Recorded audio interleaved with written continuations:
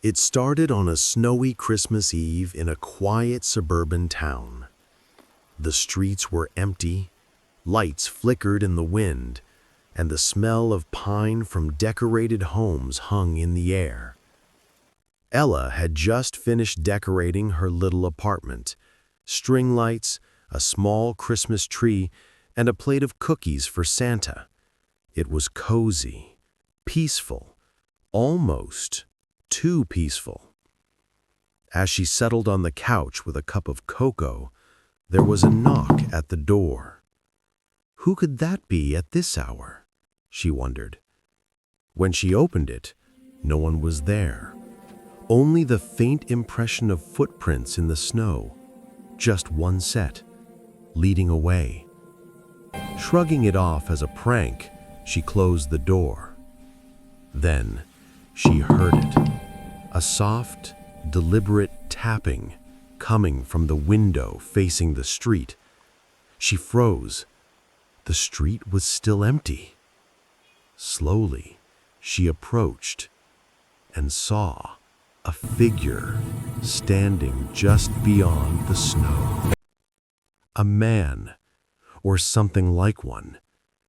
His face was hidden under the hood of a dark coat, and he didn't move, didn't speak. He just stared. Heart pounding, Ella blinked, and he was gone. She told herself it was her imagination and returned to the couch. But the tapping didn't stop. It moved from window to door, to the walls themselves, like footsteps walking inside her apartment, though she was alone. When she turned to check the tree, she noticed something chilling. The small gifts she had wrapped, the ones she hadn't placed under the tree, were now neatly arranged there.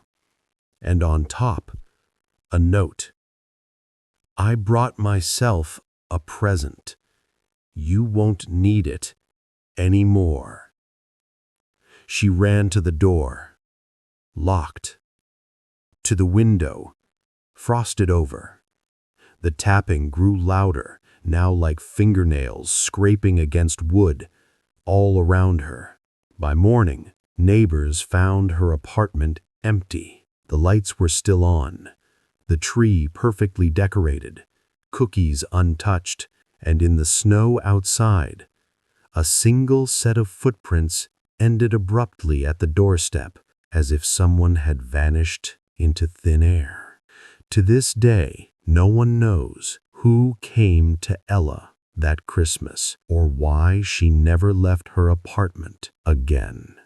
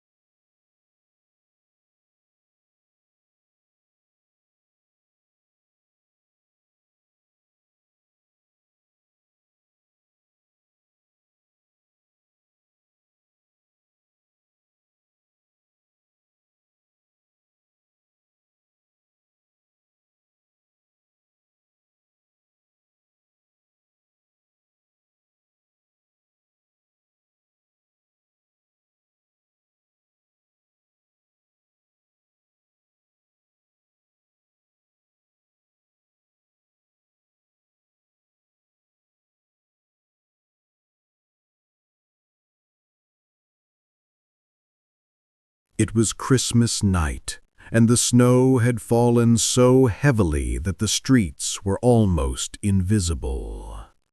Julia lived alone in a small house at the end of a cul-de-sac. She loved the quiet of winter nights, usually. That night, a faint sound broke the silence.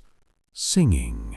Soft, harmonized voices carrying the melody of a carol she didn't recognize. Curious, she wrapped herself in a blanket and stepped outside.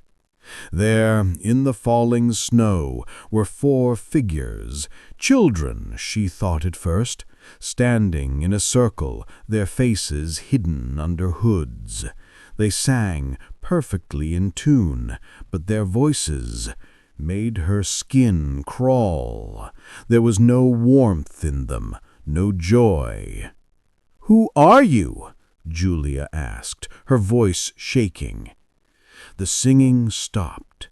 They didn't answer. Instead, they tilted their heads slightly, as if studying her.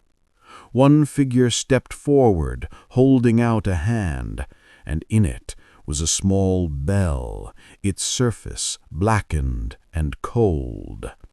She reached for it, and the moment her fingers brushed it, the world shifted. The snowstorm vanished, the streetlights went out, and she was surrounded by darkness. The carolers were no longer children. Their hoods fell, revealing hollow eyes, twisted smiles, mouths that whispered in unison, "We've been waiting for someone to join the song." Julia ran. She sprinted through the darkness, but the bell's chime followed her, echoing in every corner. Every time she stopped to catch her breath, the carolers were closer, silent now, just watching, waiting.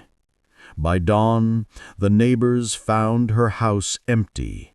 On the doorstep was the same small blackened bell, ringing softly in the morning light. And from that day on, every Christmas Eve, faint singing drifts through the cul-de-sac, and anyone who listens too closely disappears, leaving only their own bell behind.